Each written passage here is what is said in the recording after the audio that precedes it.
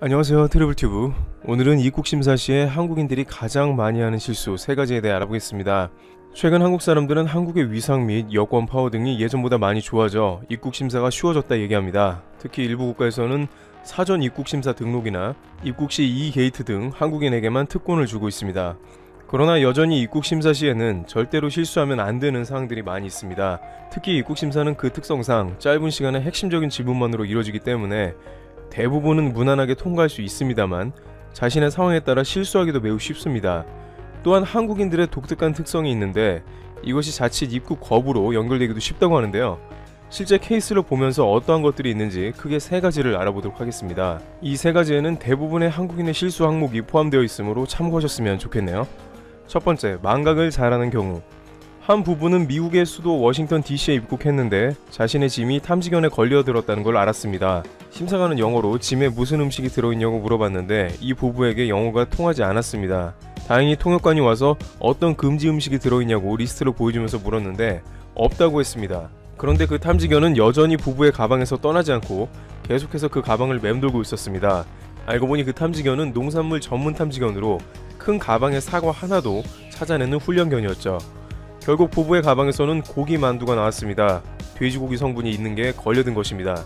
결국 이 부부는 금지식품 반입 사유로 인해서 $300의 벌금을 내고 음식도 압수당했습니다. 많은 경우는 이와 같이 자신의 짐에 무엇이 들었는지 기억을 못하고 신고를 제대로 안 하는 경우였다고 합니다. 자신이 무엇을 소지했는지나 기타 여행 때 기억할 주요사항은 반드시 잊지 않고 있어야 하는 것입니다. 두 번째, 잘못된 정보를 믿는 한국인들. 다음은 주변에서 잘못된 소문을 듣고 그것을 적용해 입국심사대에서 답을 했다가 낭패본 실제 케이스인데요. 괌은 입국 시 자체 비자로 에스타도 굳이 필요 없는 곳인데요. 처음엔 그렇게 잘 알고 있던 A씨는 괌 입국을 얼마 안 남기고 갑자기 모 여행 카페에서 답글이 달린 것을 보고 엄청난 멘붕에 빠져버리게 됩니다. 왜냐하면 괌은 무조건 에스타를 받아야 안전하다는 답변을 누군가 달았기 때문인데요. 곧 출국해야 하는 A씨는 급하게 에스타를 신청했지만 에스타는 A씨 예상대로 거절이 되고 말았습니다. 과거에 자신이 젊었을 때 미국 비자 거부가 난 적이 있어 애초에 에스타를 신청 안 한 게 옳았던 것입니다. 그런데 A씨는 에스타 거부 시에는 무조건 미 대사관에 가서 여행 비자인 B 비자를 받아야 함을 몰랐던 것입니다. 그것은 괌이라도 마찬가지였는데요.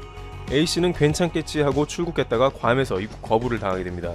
다른 사람이 알려준 중요 여행 정보를 쉽게 믿으면 안 되고 그것이 진짜인지 다시 한번 확인해야 하는 것이죠. B씨의 경우 친척 집에 투숙을 해야 하는데 그냥 혼자서 여행 왔다고 하는 게 낫더라고 해서 그랬더니 자세한 숙박 예약표를 달라고 요구받아 제출을 못해 입국 거부를 당한 사례가 있었습니다. 또한 단기 어학연수 목적으로 입국을 했는데 대부분 전자비자인 에스타로 어학연수를 마쳐도 된다고 하여 그 이야기대로 대답을 했다가 에스타는 그 목적과 어학연수가 맞지 않는다 하여 입국이 거부되어버린 케이스도 있습니다. 세 번째, 눈덩이처럼 커지는 거짓말. 입국 심사대에서 일한다는 한국계 요원 디킴 요원은 한국 여행객은 거짓말을 하지 말아야 한다고 했습니다. 특히 가벼운 거짓말을 처음에 무심코 했다가 눈덩이처럼 일이 커져서 입국 거부 및 블랙리스트도 오른다는데요.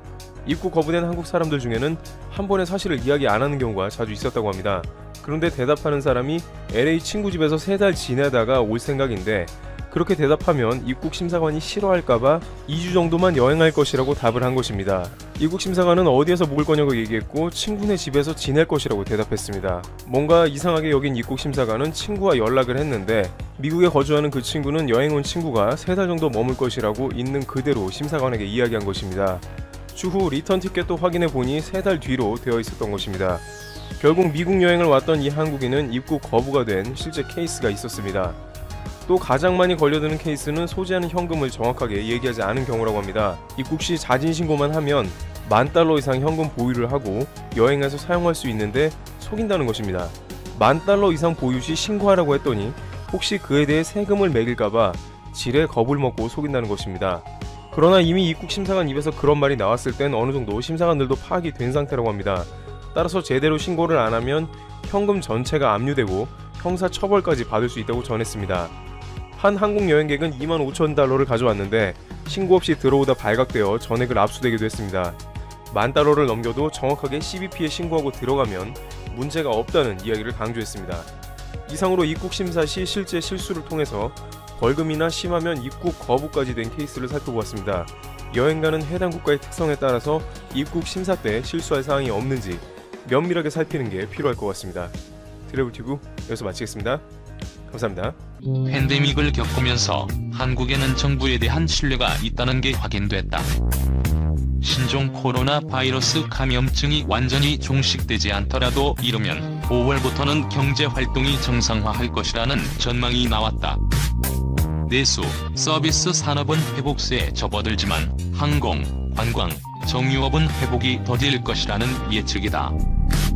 하나금융경영연구소는 13일 코로나19의 세계적 유행에 따른 산업별 영향 보고서를 통해 중국을 봤을 때 격리 정책 이후 한 달이 지나면 확진자 증가세가 정점을 찍고 이후 1에서 2개월 정도가 지나면 정상적인 경제 생활로의 복귀가 가능하다며 우리나라는 빠르면 5월부터 정상적인 경제 활동으로의 복귀를 기대할 수 있다고 했다. 연구소는 정상적 경제 생활로의 복귀가 코로나19의 완벽한 종식이 아니라 정부가 통제 가능한 상황에 진입했다는 뜻이라고 부연했다. 연구소는 한국의 빠른 경제활동 정상화가 예상됨에 따라 유통업 등 내수, 서비스 산업의 회복이 우선 진행될 것으로 전망했다.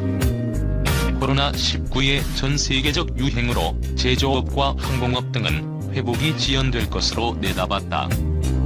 연구소는 특히 주요국보다 빨리 정상화한다면 세계 시장에서의 점유율을 높일 기회가 될 것이라고 했다. 다만 방역 실패로 확진자가 재차 증가할 경우 비슷한 격리 과정을 다시 진행해야 한다는 점에서 정상적인 경제 생활로의 복귀 시점을 예측하는 것이 무의미해진다고 했다. 연구소는 팬데믹 이후의 세계 경제는 글로벌 공급망과 유통망을 중심으로 변화가 불가피할 것이라고 했다. 산업별로 봤을 때 내수 비중이 큰 유통업은 3분기 이후 회복할 수 있을 것으로 내다봤다. 연구소는 국내 코로나19 확산이 이대로 진정세를 보이면 정부의 소비 진작책과 억압 수요 회복 등으로 3분기 이후 소비재와 유통업이 회복할 것이라며 학교의 순차적 개학과 중국 경제 정상화 등으로 교육업과 화장품업도 회복할 수 있다고 전망했다. 한편 미국이 전례 없는 3중 위기로 빨려들고 있다. 코로나19 확산으로 인한 보건위기, 이로 인한 경제위기에 인종 갈등으로 촉발된 폭동으로 인한 사회위기까지 겹쳤기 때문이다. 사람들의 생명을 보호하기 위한 질병통제예방센터 지침을 따르지 않고 경제활동을 재개하려는 무계획적인 시도는 역효과를 가져올 가능성이 높다. 미국 가공업계에서 벌어지는 일은 하지 말아야 할 일이 무엇인지 보여준다. 육류 가공기업들은 대통령의 필수 서비스 선언으로 보호를 받으면서도 노동자 보호 조치는 별로 하지 않았다. 일부 공장은 집단 감염지가 됐다. 많은 미국 기업들의 DNA에는 노동자 보호 개념이 없다. 정부가 나서서 리더십을 발휘하지 않는다면 우리는 상당한 시간을 잃어버릴지 모른다. 신종 코로나 바이러스 감염증이 전 세계 고용시장을 뒤흔들고 있다. 방역 정책과 고용 지표가 맞물리는 현상이 곳곳에서 감지된다. 한국처럼 방역에 성공한 나라는 실업률이 필연적으로 증가한다. 감염을 유발하는 사회적 접촉을 줄인 만큼 서비스업 등의 일자리가 감소한 탓이다. 반면 방역보다 개인의 자유 경제를 앞세웠던 이탈리아 등 일부 국가들은 실업률 감소세를 보였다. 세계 경제 최강국인 미국은 방역도 고용 지표도 동시에 악화됐다. 어떤 경우든 전례 없는 상황이다. 기존 방식으로는 지속 가능한 고용 유지가 어려워 보인다. 25일 경제협력개발기구에 따르면 26개 회원국의 지난 3월 평균 실업률은 전월보다 0.4%포인트 오른 5.6%를 기록했다. 37개 회원국 중 2에서 3월 실적이 확정되지 않은 국가를 제외하고 계산한 결과다. 코로나19가 번지면서 위축된 각국의 고용시장 상황이 반영된 것으로 보인다. 전반적으로 실업률이 높아지기는 했지만 국가별로 차이를 보였다. 방역활동의 강도 및 경제활동이 얼마나 위축됐느냐에 따라 양상이 달랐다. 강력한 사회적 거리두기를 시행한 한국이 대표 사례다. 국제노동기구 기준에 맞춘 한국의 실업률은 지난 2월만 해도 3.3%였다. 하지만 3월로 접어들면서 3.8%로 0.5%포인트 높아졌다. 1개월 사이 실업률이 0.5%포인트 이상 상승한 OECD 회원국은 한국을 포함해 9개국 정도다. 전형적인 공식과 동떨어진 곳도 있다. 이탈리아, 스웨덴의 경우 2월보다 3월 실업률이 되레 떨어졌다. 이탈리아는 9.3%에서 8.4%로 0.9%포인트, 스웨덴은 7.5%에서 6.7%로 0.8%포인트 하락했다. 팬데믹 초기 유럽에서 가장 많은 확진 사례가 발생했던 이탈리아나 집단 면역 실험을 했던 스웨덴의 실업률 하락은 방역보다 고용 유지를 우선시한 결과로 읽힌다. 개인의 자유를 인위적으로 억압하지 않은 점도 영향을 미친 것으로 보인다. 두 가지 흐름만 있다면 간단하겠지만 이분법만으로 설명하기 어렵다는 점이 고용시장의 해법을 찾기 힘들게 만든다. 미국의 경우 실업률도 높아지면서 방역까지 실패했다. 세계 최대 규모의 확진자가 나왔고 실업률도 2월에 3.5%에서 3월 4.4%로 급증했다. 방역을 완화한다고 해서 위축된 고용이 회복될 거라고 예단할 수 없는 것이다. OECD는 여성과 청년들이 이런 상황의 피해가 크다며 이들에게 주목해야 한다고 강조한다. OECD의 26개 회원국만 놓고 봤을 때 남성보다 여성의 실업률 증가세가 더욱 가팔랐다. 회원국의 평균 실업률이 0.4%포인트 오를 동안 청년의 실업률은 평균 1.0%포인트나 오른 점도 주목할 부분이다. OECD는 코로나19가 가져온 전례 없는 실업률 상승이라고 강조했다. 한국은 신속한 조치와 효과적인 접촉자 추적 관리는 놀라운 본보기다. 미국은 이런 준비가 전혀 되어 있지 않았다. 지금도 마찬가지다. 한국은 보건 측면에서 무엇을 해야 할지 정확히 보여줬다. 이런 노력이 경제에도 확실히 도움이 될 것이다. 한국 정부는 지금까지 대응력을 갖추고 있다는 것을 증명해 보였다.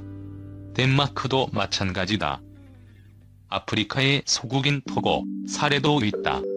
이들 국가에서는 정부에 대한 집단적 신뢰가 강해지고 있다. 사람들이 문제를 해결할 수 있는 포용적 사회 정신을 공유하며 다시 뭉칠 수 있는 힘을 얻게 될 것이다.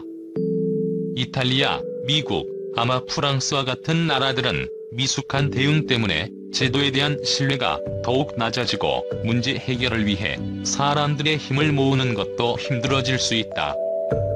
특히 도널드 트럼프 미국 대통령이 한국 등 4개국을 G7 정상회의에 초청한 것을 두고 일본 정부가 평가절하하며 부정적인 반응을 내놨다.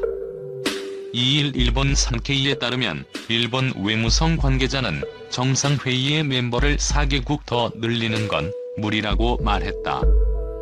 산케이는 또 다른 외무성 간부를 인용해 우선은 아웃리치의 형태로 초청하지 않겠는가라고 했다. 산케이는 트럼프 대통령이 실무진과도 사전에 조율하지 않고 발언한 것으로 보인다며 일본 외무성도 트럼프 대통령의 진위 파악에 어려움을 겪고 있다고 보도했다. 트럼프 대통령은 지난 1일 문재인 대통령과의 통화에서 G7 체제를 현재의 국제정세를 반영하지 못한다고 표현하며 추가로 4에서 5개국을 더 참가시켜 이를 G11 또는 G12 체제로 확대하겠다는 뜻을 밝혔다. 이에 문 대통령은 트럼프 대통령의 초청에 기꺼이 응할 것이라고 답했다.